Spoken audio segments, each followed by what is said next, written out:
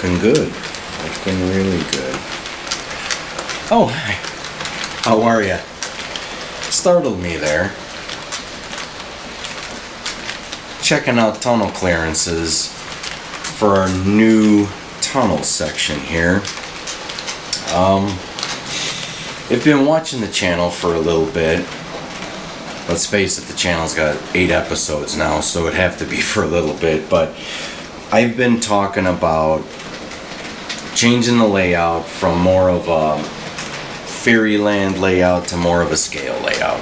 And I've been mulling over ideas for the last few months, and I think I've settled on an idea that it's gonna work. It's gonna check all my boxes, let's say, okay?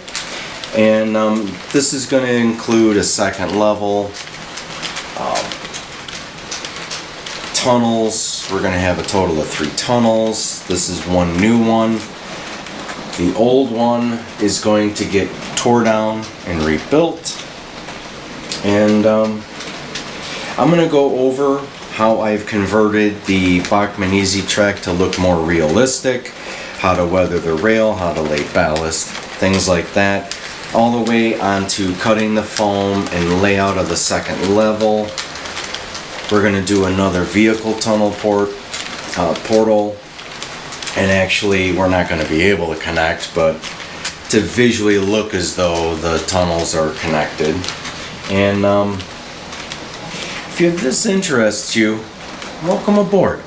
And again, welcome to another episode of Bits and Bob's Back Shop.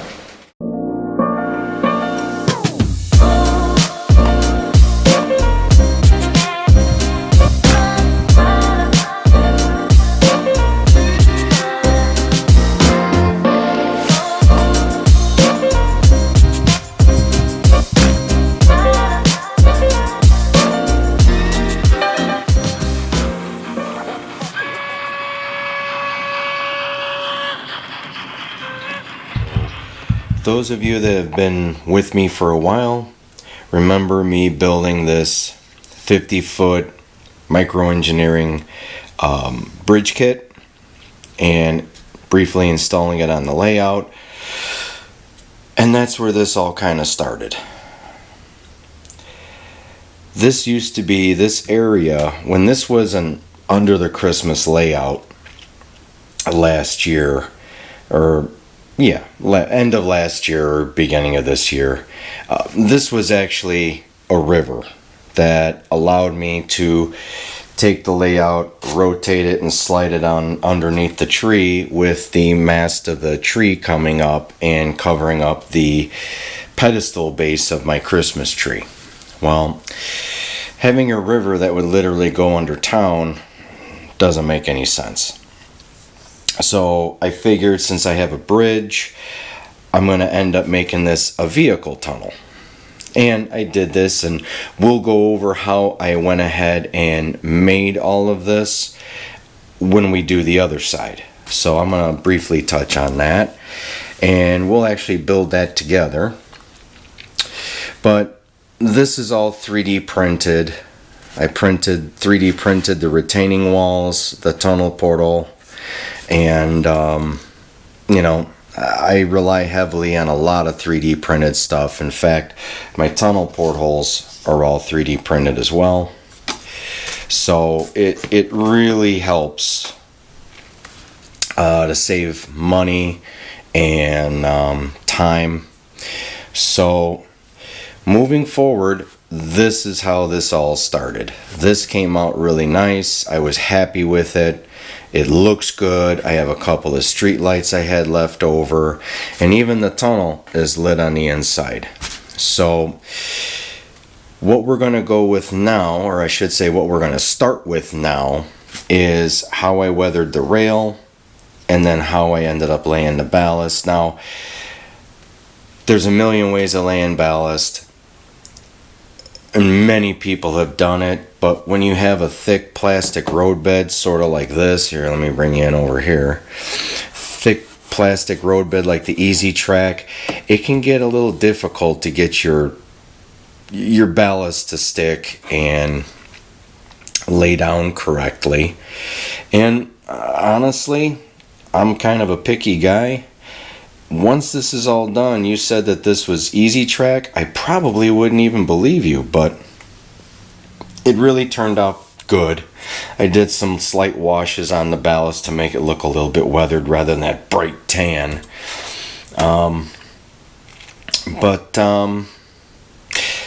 Let's get into tearing down the remaining portion of the layout here, and I'll show you what I did to bring everything together to get the track working better. And this is artist board. And I'll show you what I used. You can get this at Hobby Lobby or any craft store. But this artist board is basically a thick cardboard on either side with a layer of foam sandwiched in between. And what I've come to realize is that since the track has been glued to the top surface of this, let's say, and then you ballast it, it still has the noise dampening properties of the foam in between. So if you're looking to cut down some noise just by putting your track right on regular foam, that kind of can end up being like a sounding board. But let's get into tearing down the backside of this, leveling it up with a piece of white artist board, and then we'll move on with weathering and ballasting where we need to, because this old tunnel is going to be gone. The new tunnel portal is going to be right around in this area, so it'll be pretty cool. The train will come out of one, or and then into the next one that's on this side here, so it'll be like a little peekaboo session. Okay? Alright, let's get into it. So we're going to start with the teardown. Excuse me. I'm going to keep all the trees because they're going to be reused for the new layout. And we're just going to start deconstructing it. And then we'll get into raising the track, because this track is on a piece of white foam. And when I get this all deconstructed and we move on to that, I'll go over what the foam looks like and how I use it and the reason why I'm using it, okay? So sit back, grab a cold drink, maybe a box of popcorn, and let's get started.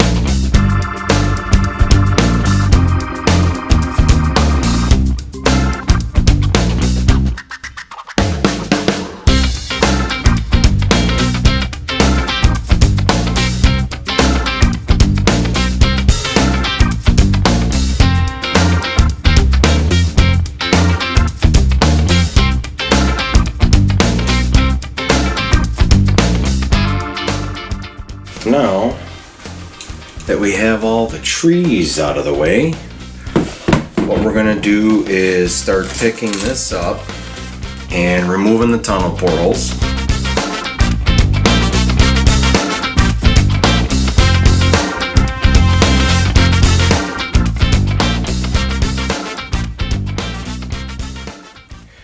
Alright, we're back.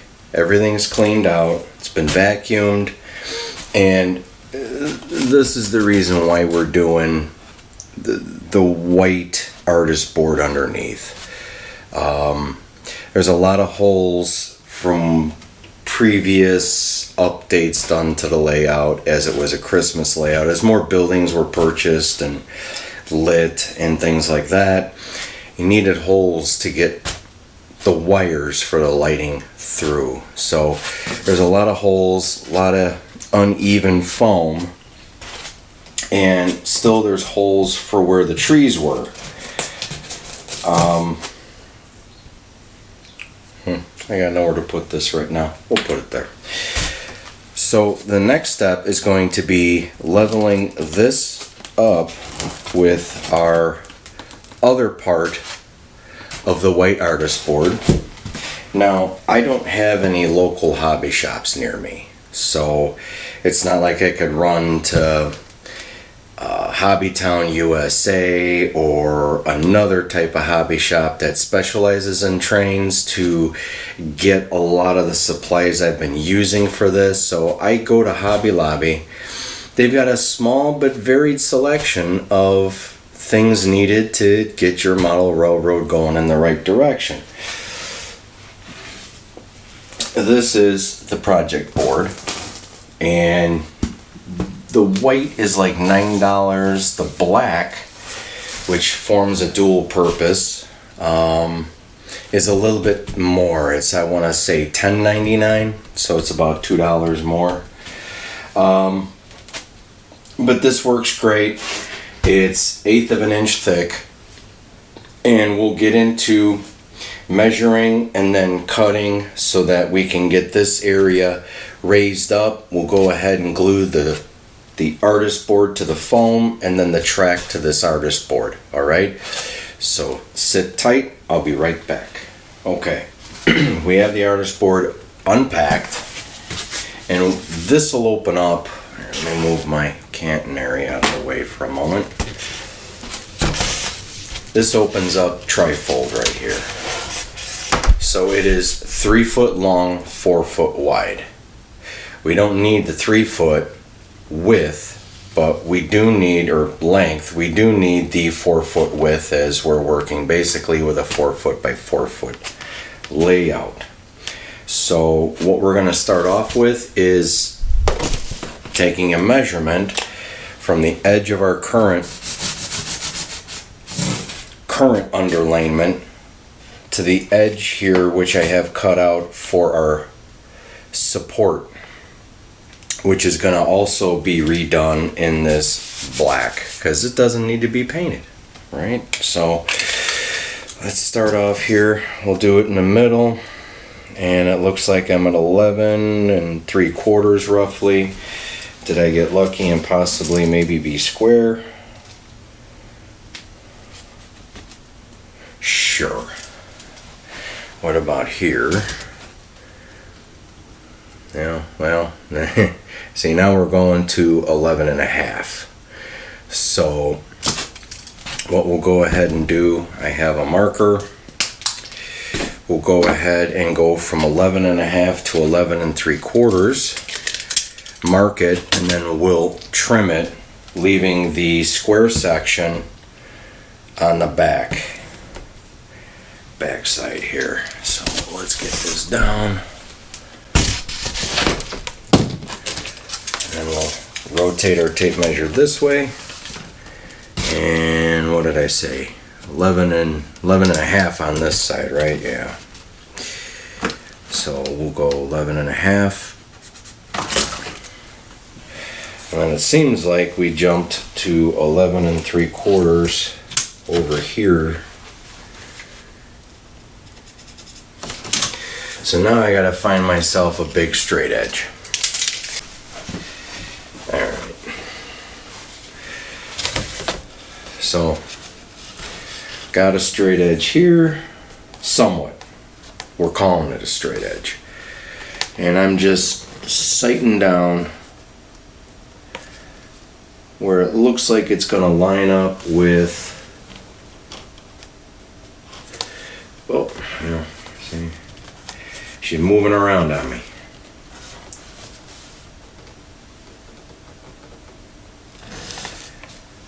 And what we're going to do is just mark it here, our cut reference line.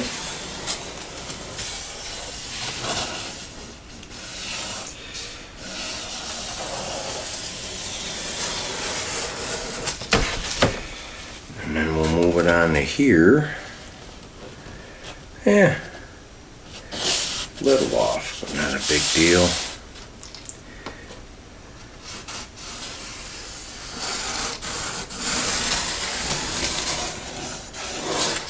Okay. So next what we need to do is obviously cut it. So let's go ahead and get that cut. Use my handy dandy X-Acto knife. And I'm gonna cut to the inside of the line. Alright. This way I give myself a little bit of clearance. Guide me there, whispered dreams. Guide me there. There we go. Alright. Let me put this off to the side for safekeeping for other parts later on. And now let's move this up here. Now let's test fit. Wow, either I need to move the layout further away or I gotta lose some weight here. Let's see how our measurements came to be.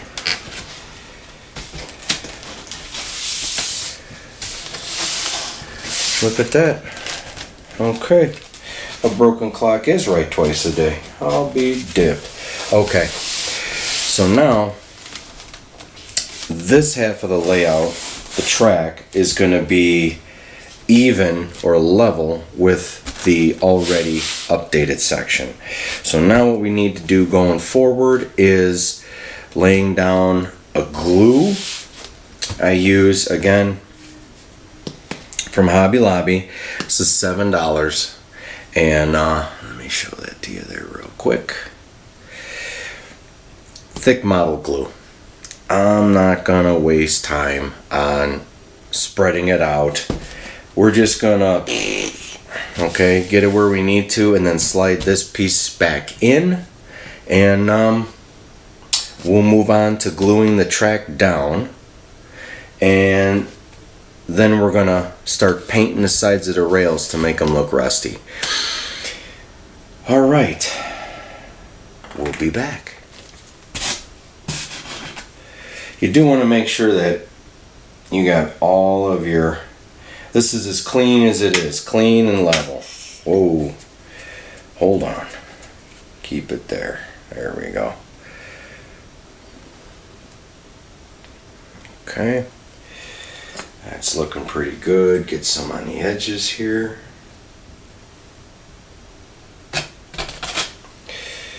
The side edge here. Wow. Sounds angry. Okay. That'll do it. Let's close this up so it doesn't dry out. All right. Now let's grab our artist board.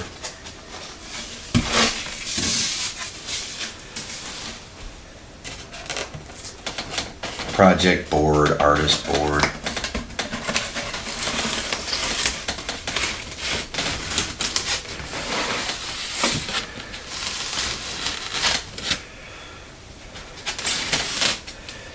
Get that laid right into place there. It's looking good. All right. Smoosh it down.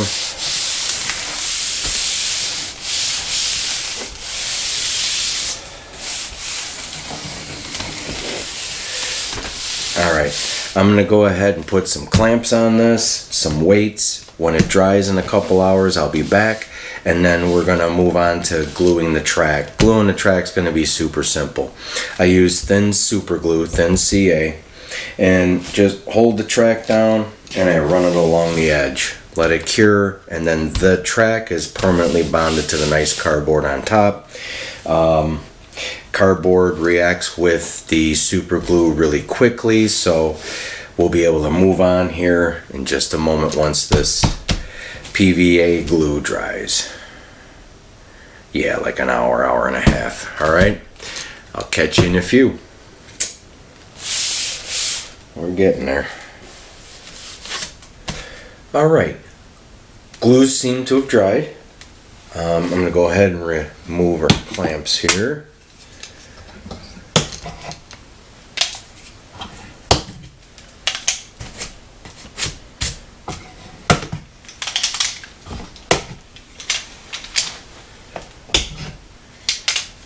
Set these off to the side. Okay, so now that our substrate is down and our track is level, what we need to do is now glue the track to the substrate, and I use thin super glue for that. It works really quick, it bonds well with the cardboard, maybe like a plasticized cardboard, project board, artist board. So really you just pull the cap off and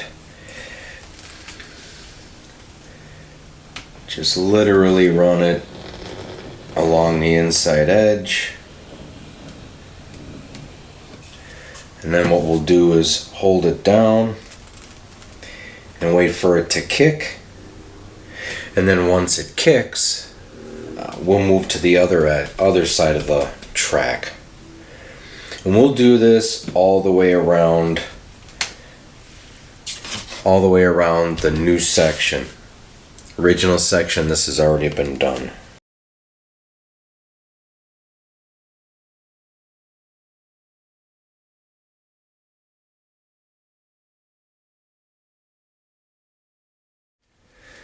Okay, it's been a few minutes now, and as you can see, the track is more than definitely glued down to our substrate now, and our layout as a whole. So before we go any further, what I want to do is send a locomotive through here and make sure none of the track geometry is changed and we don't get any derailments, because now would be a good time to sort that all out rather than when we have the mountains already cut and installed. So bear with me, you won't see me in this clip. I'll be on the other side running the train through. It's going to be one of my favorites, a Fleshman 1834. It's a V221. So hang tight. We'll see how she does.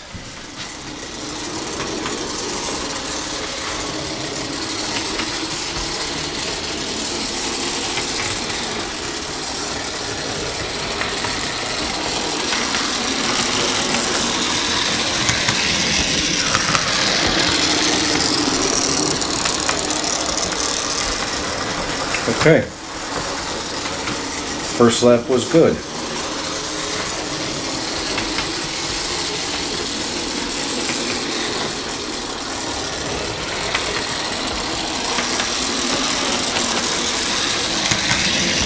Smooth as silk. So now we can go ahead and move on to the next step, which I'll have to reposition y'all to the other side. And we're gonna clean and start weathering the rail. So for those of you that are newer to the hobby, or even those guys have been around it for a while, we weather rail because it adds a bit of realism. It turns the track into a model in and of itself. And in this case, because we're running European equipment, some of it pretty vintage, we're running code 100 rail, and that's pretty tall by today's standards, but we need it for those extra deep wheel flanges. We don't want the flanges to bottom out against the sleepers or ties. So weathering the sides of the rail kind of disguise how tall it is.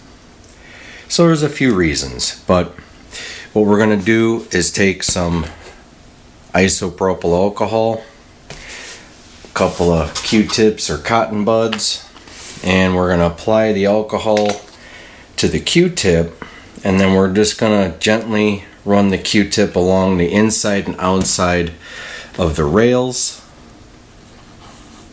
just like so, rotating it so that we get fresh bud material and clean bud material. And you could just see, hang on here, let me finish this up.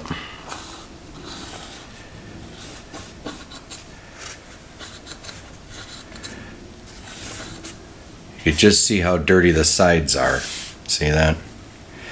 So you don't want to leave any of this material behind, because it's just gonna really mess with painting the next step. So we'll just get the inside of this one. Now mind you, I'm precariously leaning over the camera so that you guys get the best angle, but you should be able to get the idea. I mean, this is just from the sides. So like I said, if you're using used rail, even brand new track probably has tooling oils on the actual rail itself. So I would say probably do this procedure going forward, whether you have new track, old track, used track, doesn't matter. But I'm going to continue on doing this, and then I'll meet you back here for the next step.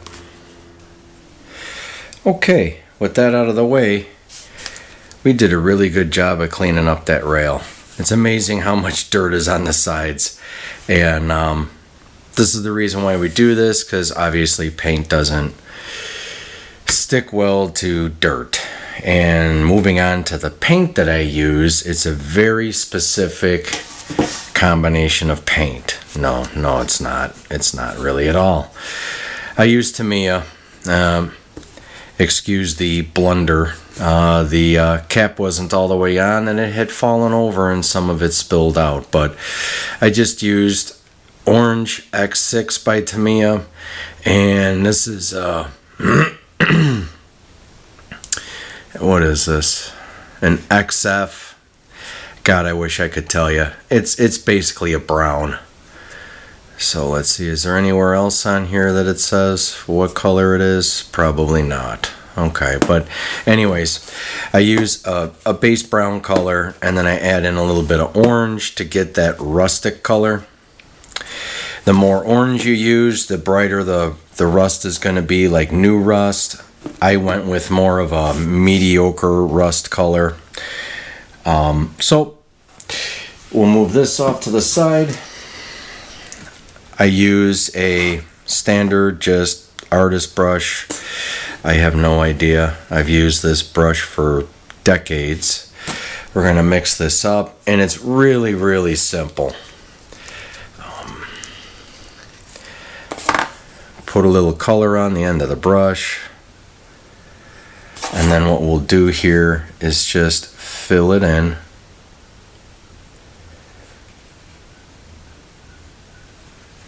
Keeping on the side of the rail, try not to get the sleepers or ties, whatever you call them, involved. It's okay if you get the nails. Oh, sorry, just bumped you guys. Again, I'm trying to work around the camera here.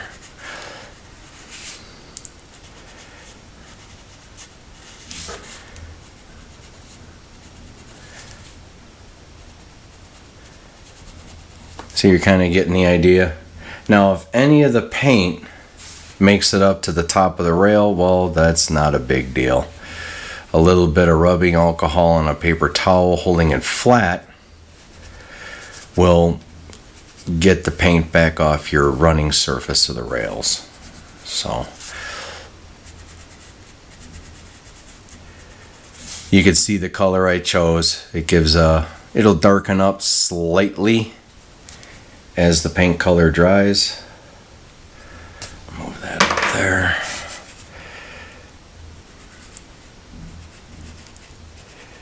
And I'll go up to about here. Now all of my track is soldered together. I did that for two reasons. First one was electrical. And then second of all, even though the Easy Track does snap together, it does have wiggle. And I really like tight rail joints. It prevents derailments. And it just looks better without having unsightly rail gaps. So I'm going to keep going. I'm going to continue on until about a foot or two from, I should say about a foot or two from the mouth of the tunnel on this side, and I'll continue around to the other side, and then we'll have a look and see what it looks like when it's all dried and cleaned up. All right, be back.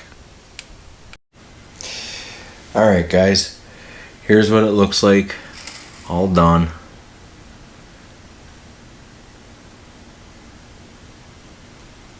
I got all the rail painted all the way up till about to the straight track in the back, and then the same goes for that side over there. Wish I had zoom on this camera, but I don't. But that's how it looks. Looks pretty good.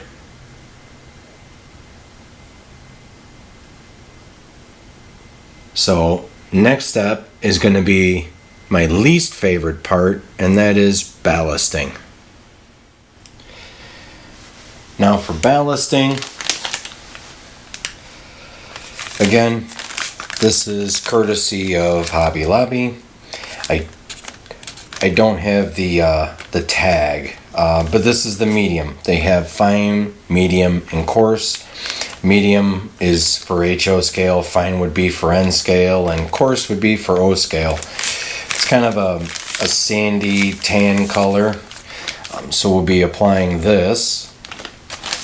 Now, to apply it, I did print a ballaster, and normally this would go on the track. You'd fill the bin up with ballast and you'd roll it along. I didn't care for the way it worked. It really spread everything out way too far, and I found myself having to catch all the little pieces, and I wasn't putting it where I wanted it to. So I prefer to just cut a corner of the bag here and then pinch the end of the bag, leaving a small opening, and then I can control the flow much better. And then finally, to keep everything nice and tidy, I use a different brush. This one looks like what, a 1/4 inch, 1/2 inch wide brush, flat, and I'll just use that to keep it where I want it and try and brush it off of the ties and ends of the ties here. And then to glue it all down, I make my own mix here. I use a little bit of rubbing alcohol, a little bit of water, and then some regular Elmer's glue.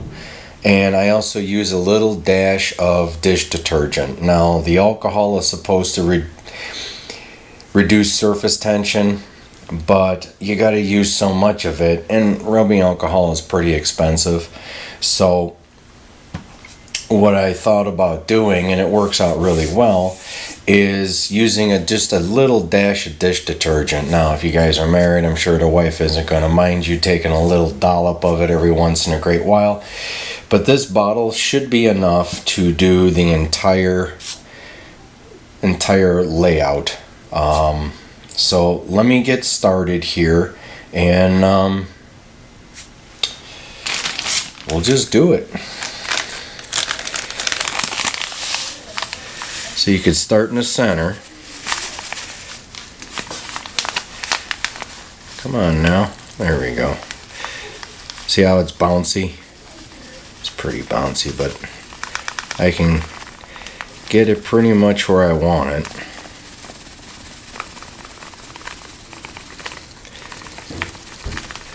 You know, all of us have particular parts of this hobby that we don't care so much to do, and for me, ballasting is one of them.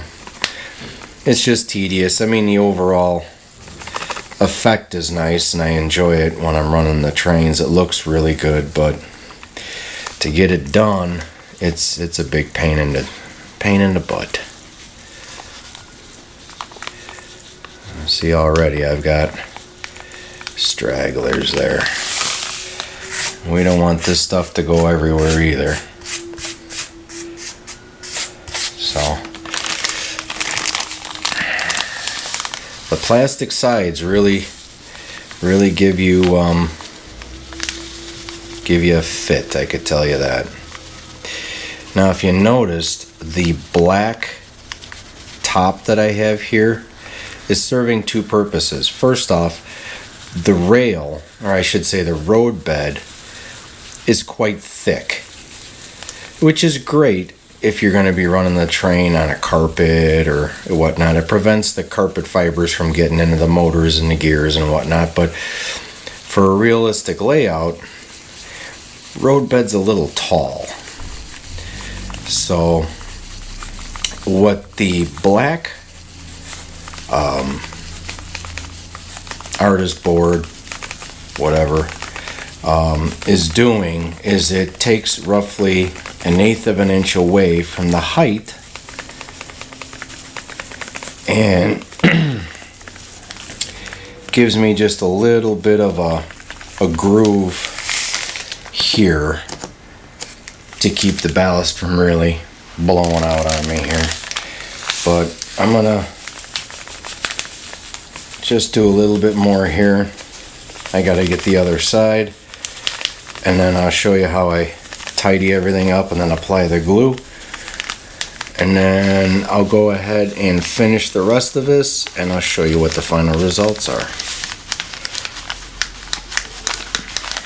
Now I'll come along with the brush and we'll get it a little bit neater here.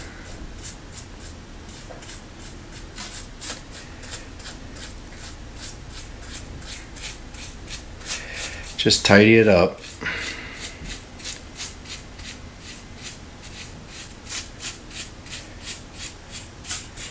And then we can save the rest for our next section. Same on this side.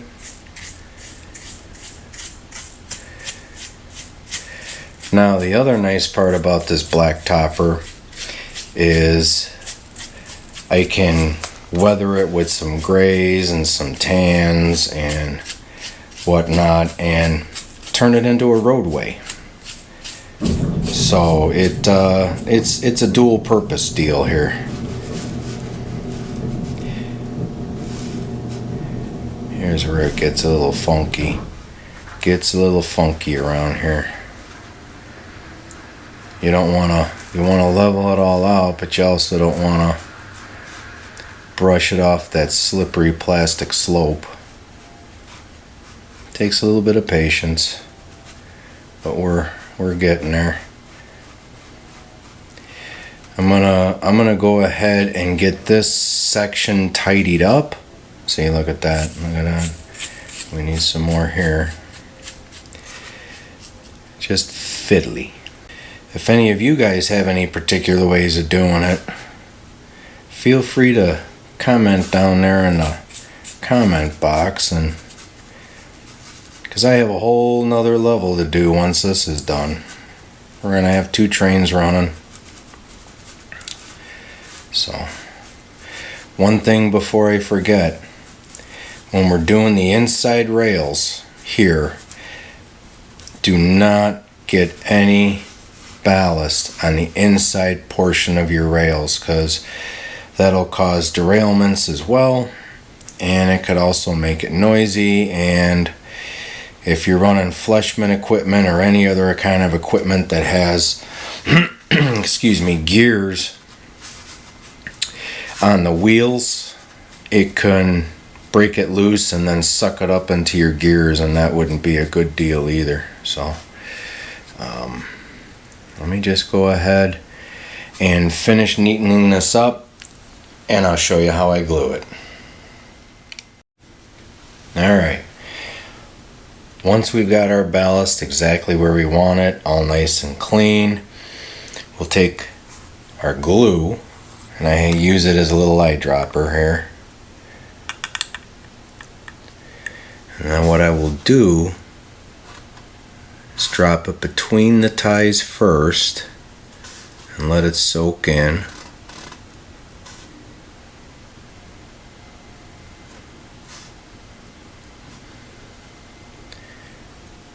It's gonna soak in.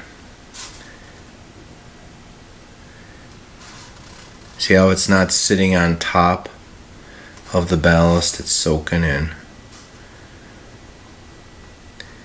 And then I will do this for all the new fresh ballast I just laid. And then wait for it to tack up. And then start working on my next layer. Alright. We finally got all the ballast in. Just waiting for it to dry. So it's looking good. It's looking really good.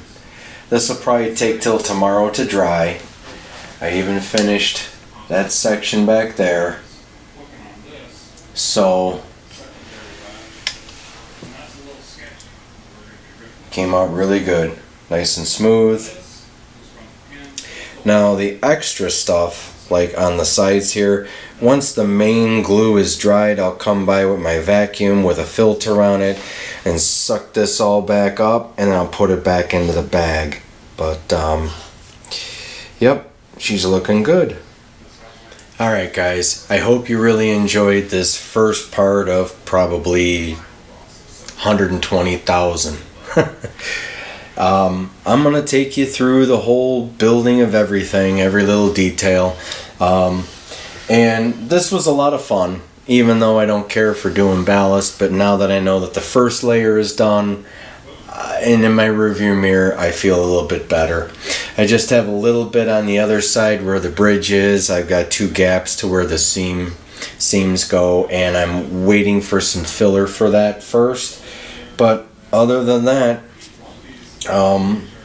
we're at a good stopping point right now. Now, episode 2 of working on the railroad is going to be measuring and building the other half of this, the back side, and then we're going to work on some track geometry to figure out where we're going to put our additional bridges on the top, and also where to put our how deep in to put our second vehicle tunnel porthole.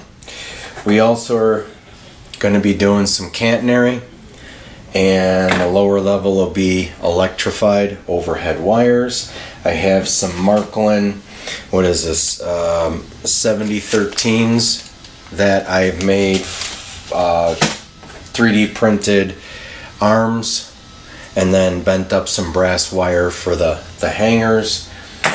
We're going to be going over a lot of stuff, guys. From everything from street lights to making old buildings busted up you get for free from a buddy that doesn't want it anymore, or a kit at a train show that was kind of poorly put together. How to fix those up and really make them a showpiece for your layout. There's a lot of good stuff out there. You just got to look through the yuck in order to get it the way you want. So I really enjoyed doing this. I enjoyed having you along, and if you're look out for episode 2, it's not going to be too far off into the future. All I need to do is get this cleaned up and wait for the ballast to dry till we can move on to the next section. So it's coming soon.